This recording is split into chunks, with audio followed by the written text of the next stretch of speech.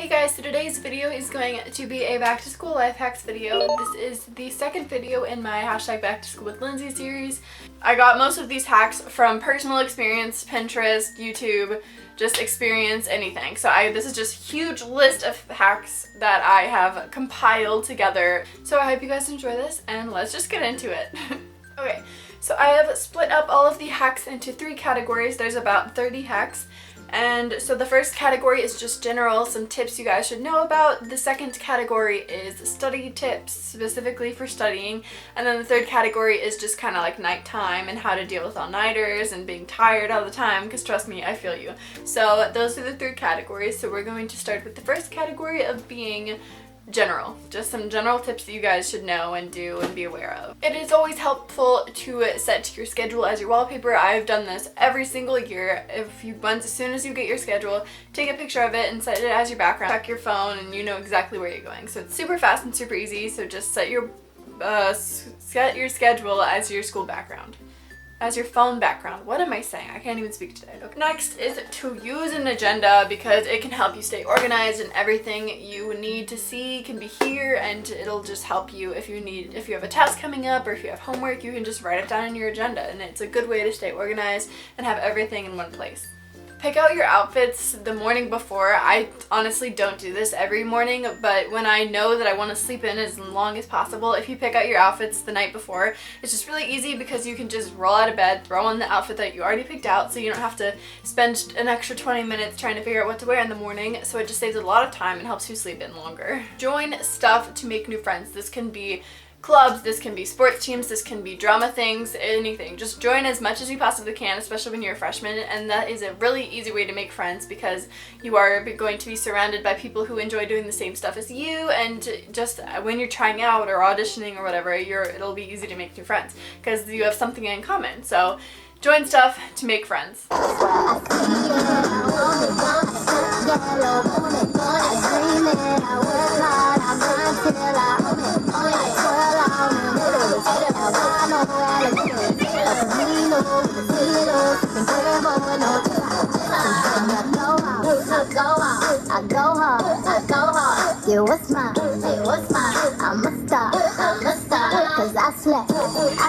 I'm sure you guys have all heard this one, is to have a decoy gum container. So have an empty one and a full one of the same types of gum. So if you take a piece of gum and someone's like, hey, can I have a piece of gum? And you don't want to give them one, just be like, sorry, that's the last piece, and show them the empty container, and you're just like a baller, like, yeah, that's right. But yeah, I totally feel that. I've done that. Next is to hide your earbuds with your hair, but just stick your earbuds up your shirt so that it hides most of the cord, and then just stick it here and then cover your hair with it, and then they can't really see it. Just make sure that you only have one in so that you can still hear if the teacher calls on you or something, but that's a good way to kind of hide your earbuds. Use your phone not only for your schedule, but also to set reminders. I do this all the time. Sometimes you forget if you plan on doing homework during school, so just use your reminders on your phone. I use them for everything, whether it's a cheer game or a volunteer thing I'm doing or an event or anything. I just use my reminders, and it's so helpful and so great. I used it for when I had SATs and ACTs, so just set reminders because you need them, and it's always good to have them. And also you can write them in your agenda. Ladies, always have an emergency kit. I can't stress this enough. Whether it's filled with pads, tampons, deodorant, one of those stain remover pens, just have a little safety kit in case anything happens. You want to be prepared and you want to be ready because things happen all the time that you can't control. So just have a little emergency kit, something discreet that you can hide your feminine products in, or anything else you need to bring to school just in case, but it's always good to have that emergency kit because you never know when you're going to need it. If you have a Sharpie and it's drying out, the tip is to put it in a little shallow thing of rubbing alcohol, and then set the tip in that rubbing alcohol and let it sit for a few minutes, and then put the cap on and let it sit for about an hour, and then your Sharpie should be good to go. I also don't know if this one works yet, but I will test it. Why does this lighting keep changing? I don't know why it does that when I start and stop recording sometimes. When you're citing a quote, if you type it into Google Books, the page number should pop up for the book that you are looking up the quote for. I hope this works. If so, I'm going to use it so much because I always have quotes that I need to cite and I don't know where in the book it is or what page number it is, so that's always something that I struggle with. So hopefully this one works because that would be awesome. Next is a tip to help make your papers longer or appear longer. If you push Control plus F and you search for a period, then you change the font size from 12 to 14, it should instantly add length to your paper and make it look longer. If you copy and paste your paper into Google Translate or Dictionary or whatever, you can push the speaker button and it will read your paper to you so you can hear any mistakes or anything that sounds weird and you can fix it. So that is it for my general tips, and now I'm going to move on to telling you guys some study tips. So I know a lot of us get distracted, we're trying to study and we just keep getting distracted by our computers and our phones. So 2 ways to control that. One is to put your phone on Do Not Disturb because nothing will pop up or distract you and it won't make any noise because, you know, as soon as it buzzes you have to look at it because you want to do anything to get away from studying.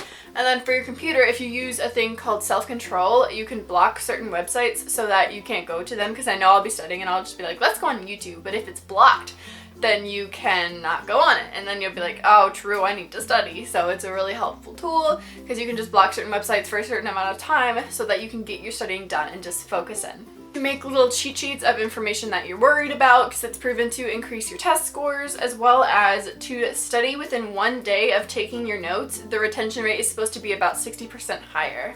Studying for 30 to 50 minutes at a time with 10-minute breaks in between is the most effective way to retain information, so I recommend using that as your study intervals. Stop using Google, use scholar.google.com, and it is a lot better sources and everything, and it's just a better search engine to use when you're working on stuff for school rather than just general Google, which takes forever to find what you need. So if you use scholar.google.com, that should help. It is also said that you are more likely to remember something you've written in blue ink rather than writing in black ink, so sometimes maybe it's good to take your notes in a blue ink instead of black.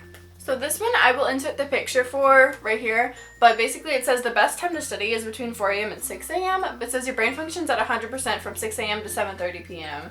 Brain functions 50% at nighttime and 20%. I don't even know. It's kind of confusing, but hey, you guys can just look at it and choose when you want to study. A tip to study faster or read a passage faster is if you read the first paragraph and the last paragraph and then kind of skim in between. Sometimes it's considered to be just as effective as reading the whole thing, and sometimes when you're in a time crunch it's easier to do this. Another thing is that it is 50 times more likely for you to remember something if you speak it out loud. So this is good for writing, for remembering lines or for remembering a poem or remembering notes or anything, but it said that if you speak it out loud or say it out loud or read it out loud, it's proven to be more effective in memorization. Also, going along with reading it out loud, also writing something out is the memory equivalent of reading it 7 times, so it's a good tip to know when studying. So reading out loud as well as writing it down is super helpful when studying and remembering stuff. Also, maybe use a blue pen. Do all of this and use the blue pen. So if you are stumped on a paper or assignment, to go for a walk, because there is a correlation between walking and creative thought output, and a Stanford study showed up to a 60% increase in your creativeness. So if you're ever stumped, just take a break and go on a walk, and maybe it'll help you come up with the rest of your paper.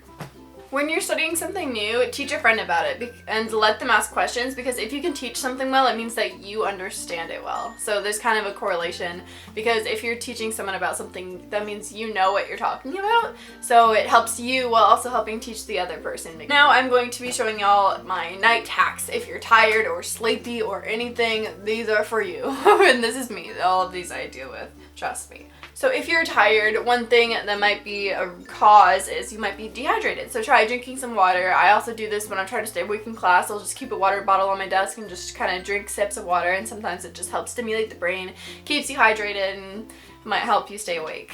Hold your breath as long as you can and then breathe out slowly. It is said to increase your heart rate, which kind of wakes you up a little bit. So now I'm going to tell you guys, when you want to take a nap, there is a time thing.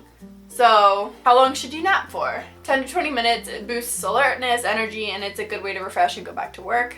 30 minutes, never. It'll leave you feeling groggy, which is normally my naps, which makes a lot of sense of why I always feel tired after I take a nap. 60 minutes improves your fact, face, and name recognition. 90 minutes to improve emotional, procedural memory, and creativity. Also the easiest to wake up from. So there you go. If you want to take a nap, these are the time restrictions? I don't know. But if you want to take a nap, I would recommend staying within this time area. Yeah. So I know we've all had our fair share of all-nighters, and I know I have pulled several all-nighters due to projects or homework that you need to finish. But a quick tip is, if you are pulling an all-nighter, if you have a 15 to 20 minute nap just before the sun comes up, your body will reset itself so that you can go back to your normal schedule. Alright guys, well that is it for this video. I really hope you liked it, and I hope it was super informative. I did a lot of research and looking and hunting for some of these hacks, so I hope you guys enjoyed it and found it helpful. And let's get through this school year together, my senior year. Woo!